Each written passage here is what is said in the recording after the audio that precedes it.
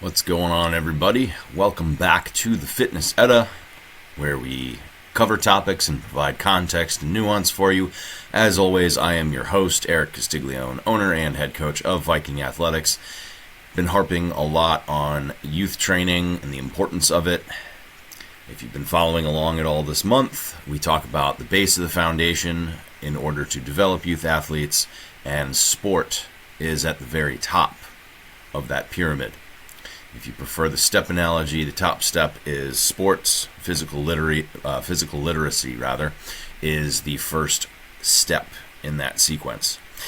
So, today we're going to be focused on what sport-specific training looks like, because I see a lot that masquerades as sport-specific training, but really isn't.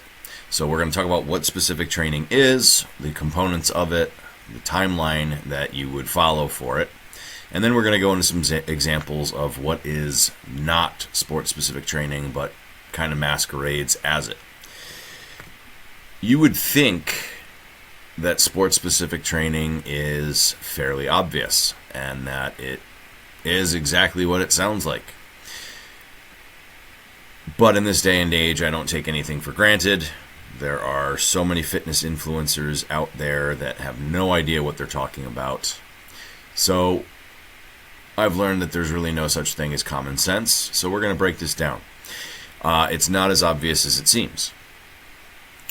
What we want to do when we are training for sport is first to analyze the needs of that sport.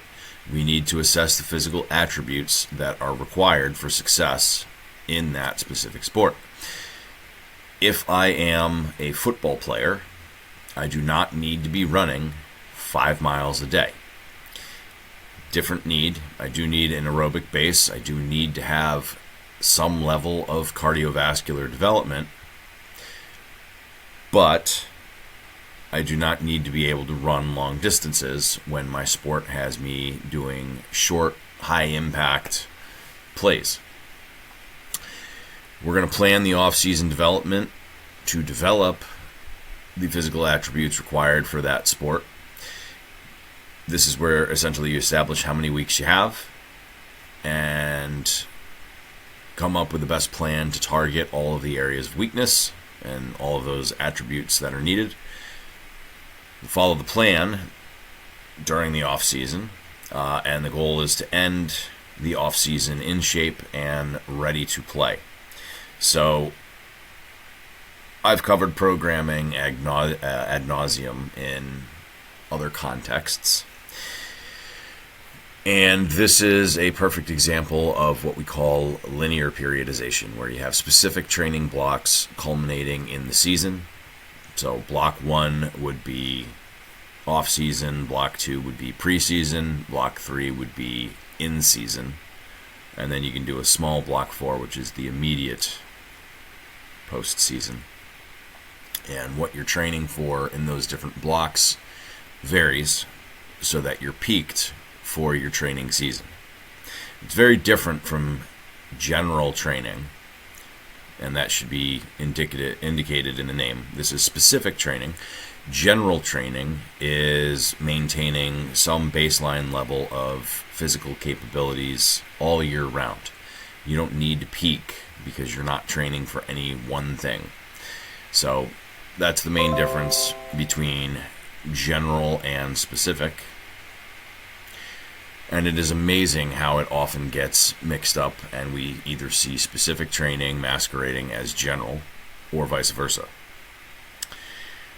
So if we were to use football as an example, specifically a lineman, what does a lineman need to have?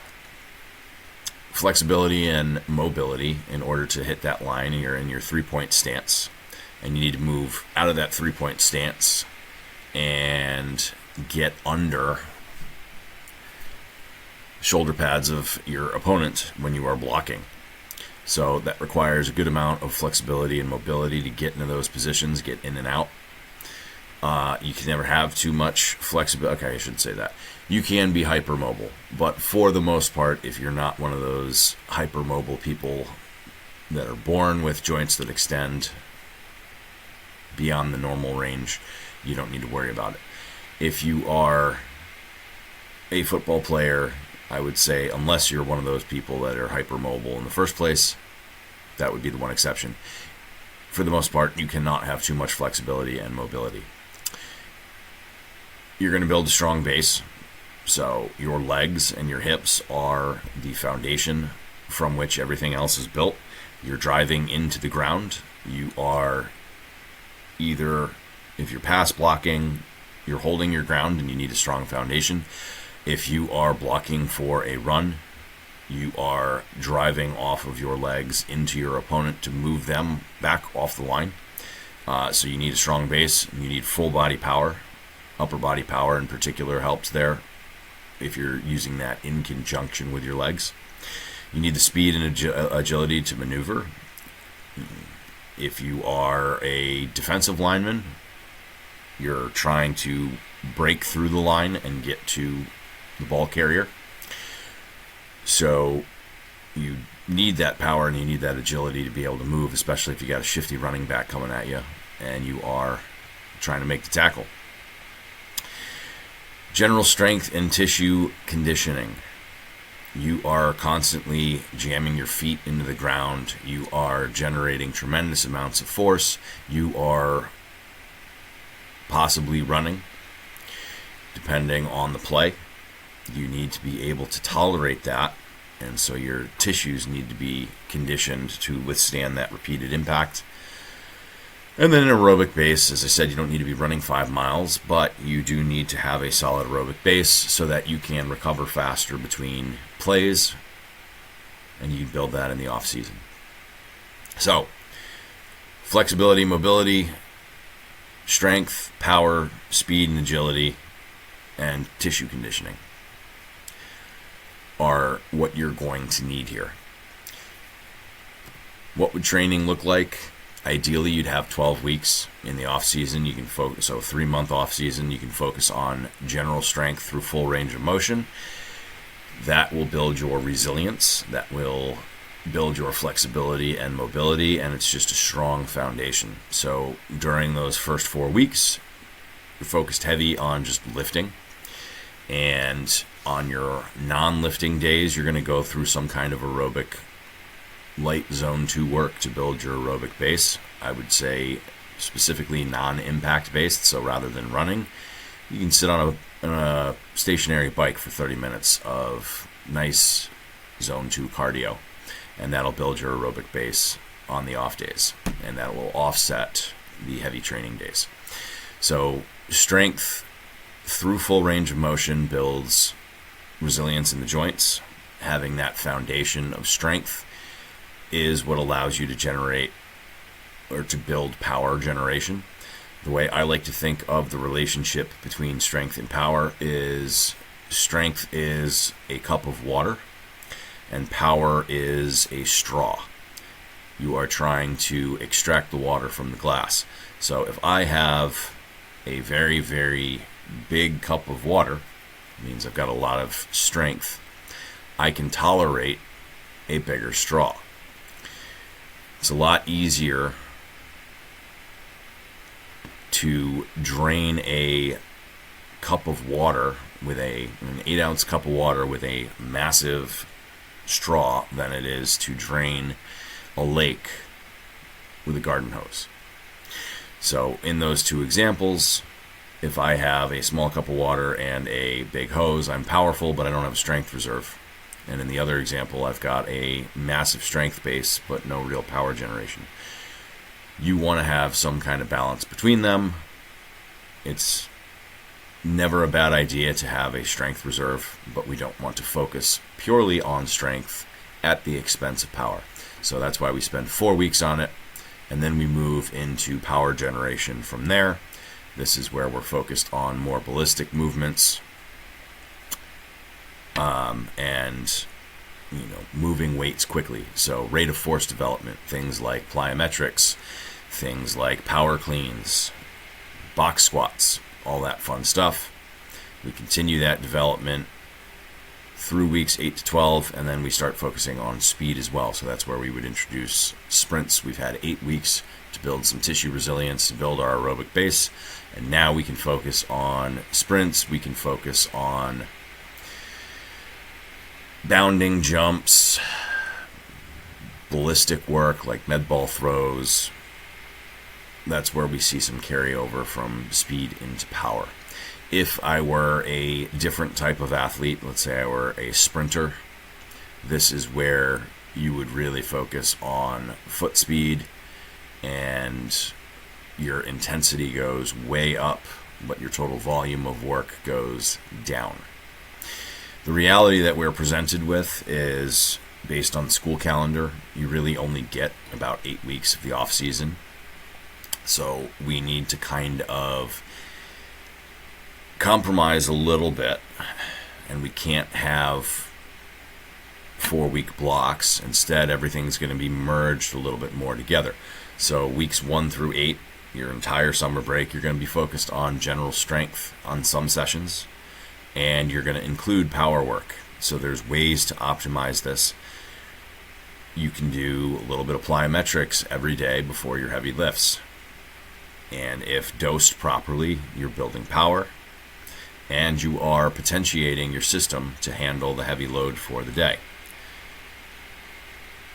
What we see happen too often is a mismatch of training stimuli. You try to train too many different attributes in the same session, and it just doesn't work. When we are training, what we are trying to do is force our body to adapt in a certain way.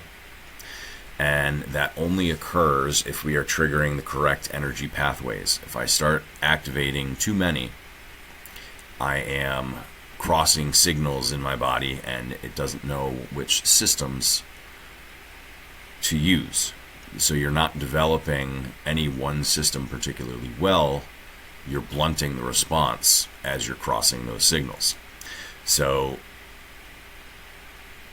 we want to use training stimuli that tend to complement each other rather than interfere. So strength and power, you can get away with that. If we wanted to do endurance work for that aerobic base, that needs to be done at least 6 hours later if you're doing 2 sessions in a day, or you do that on your rest recovery days where you are not focused on strength and power. Speed and agility work interspersed throughout. Again, it needs to be dosed properly so we're not getting that interference effect. If I look back at my own high school football career, we had plyometrics, then we had our daily lifting, and then most days you had some small amount of agility work after the lifting. And on Wednesdays, we were lifting 4 days a week, Monday, Tuesday, Thursday, Friday. And then Wednesdays, we would come in and just do a longer agility work session. That's not a bad setup, but the speed and agility post-lift, probably not the best way to do it. You're already fatigued. Your nervous system is somewhat shot from lifting heavy. And at that point, it's not really about, you're not really generating speed and agility. You are just getting tired and kind of working on conditioning. So that has value in and of itself, but it wasn't really training you to be agile and quick because of how it was dosed into the training. So what is not sport-specific training? I'm going to jump around on the bullet points here when we talk about the mismatch between training stimulus and, the incorrect application of training. That's what I was just getting at with the speed and agility work done after plyometrics and lifting. It became more conditioning. So if you're going to be working on speed and power, you need to allow adequate recovery, and your rest times need to be correspondingly long. If you were to do a pure speed session for a sprinter or a football player, you are doing all out, max effort sprints and a long recovery so that the body can get back to 100%, because it is the intent and the focus that are most important. If you are cycling these sprints too quickly with short rest times, you're no longer working on pure speed because you're not recovered. It just becomes conditioning. So again, conditioning is great for building an aerobic base and allowing you to handle more work, but you're not getting the correct stimulus out of what you claim you are doing. There's a time and a place for conditioning, and as long as that is the goal, then you're good. But if your goal is to work on speed and power, you need to train for speed and power and allow for adequate recovery times. And again, we talked about stacking too much into a session, causing that interference effect. Moving up this list, a mismatch between training stimulus and the needs of sport. This would be your football players running 5 miles to build their aerobic base. Now you're turning them into endurance runners. You're not focused on speed and power and recovery. There is value in zone 2 cardio for sure, but you don't want to spend too much time in a cross-training discipline. So that's why I suggested 30-minute bike, 30-minute row, something low impact to allow for recovery. Since they are in such a high impact sport, you don't want to apply more stress to the joints if you can avoid it. So I look back on, again, my own training career, and I was something of an idiot between junior and senior year. I wanted a high work capacity, and I spent like the first 5 hours of my day training. I would bike to my high school. We would do our plyos, our lifting, which was for strength and power. And then I would hit the agilities and bike home. And then I would go for a 5-mile run, which again has nothing to do with football. But I thought the more that I worked, the better I would get. It's the common fallacy that more equals better. That is not the case. Better equals better.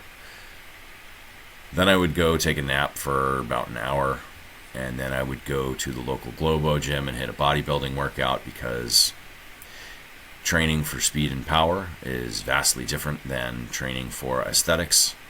And I didn't like that we weren't doing any direct arm work, but why would we? We were training for football. And then I was also a lifeguard, so I would go swim a mile before my shift. So I was doing a hell of a lot of endurance work in a given day. And what I found was it did not make me better at football. But when we were running sprints at the end of practice, while I didn't get any faster, I could handle more of them because my work capacity was high. So we see this in the CrossFit world. There are a lot of people that claim that CrossFit will prepare you for sports. I've previously written a blog post on how that is not the case. It will improve your work capacity so that you can tolerate more training, but that is the extent to which it will prepare you. CrossFit is very front to back. We don't do hardly any lateral movement in it. And if you're taking a sport like football, where you're moving side to side, you're cutting, you need that range of motion, you need power in those planes of movement, and CrossFit will not prepare you. So to claim that CrossFit is sports training, CrossFit can be thought of as a sport in and of itself. There's a lot of skills to master. You have limited time for skills development, so it would be better to focus your skill work on your actual sport as opposed to trying to learn advanced gymnastics that are not going to serve you on the field. Which brings us to number 1, trying to recreate sport in the weight room.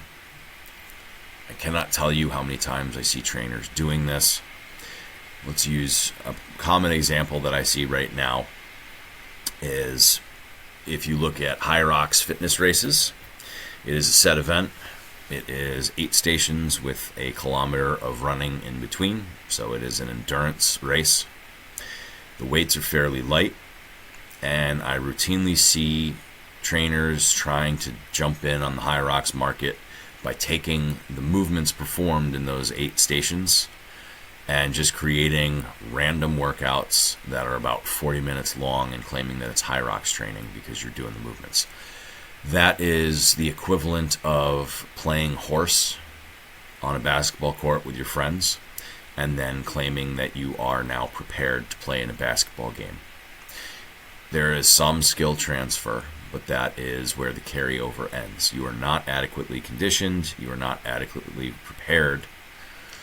You just have some of the necessary skills, but it does not in any way recreate the energy pathways or train you for the specific event. So the other thing I see is, for a baseball player, this would be trying to recreate the throwing motion in the weight room. And at the heart of this, you're getting overly specific.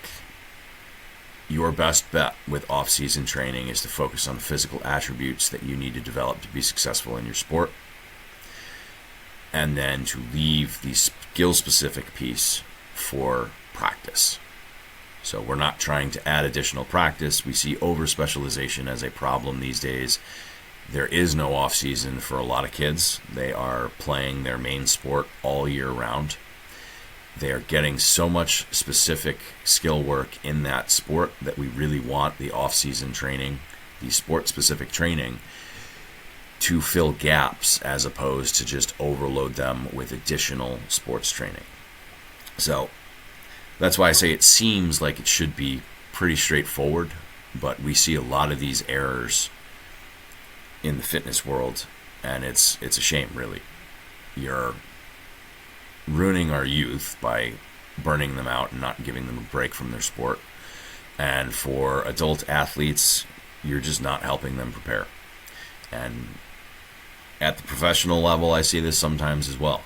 If you watch the show Quarterback on Netflix and you watch Patrick Mahomes and his training, his trainer knows what the hell he's doing. And that was awesome to watch. You see a lot of these other men's health clips of what pro athletes' workouts look like, and a lot of what they're doing is a complete waste of time, and it is in no way going to help prepare them. And then you see other athletes. I'm a diehard Patriots fan, and I hate the New York Jets. Sorry if you're offended. But I was mad for them when I saw Aaron Rodgers tear his Achilles.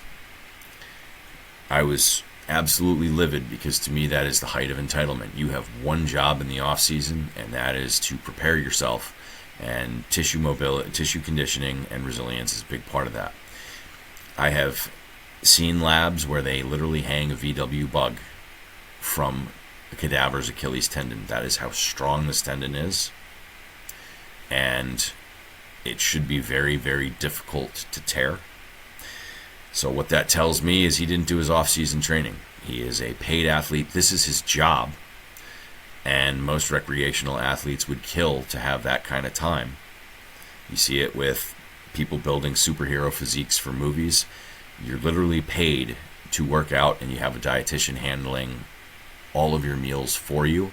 If you cannot get into shape with everybody handling that stuff for you and that being your full-time job, something wrong with you. The rest of us that are working full-time jobs and have packed schedules trying to make time for this,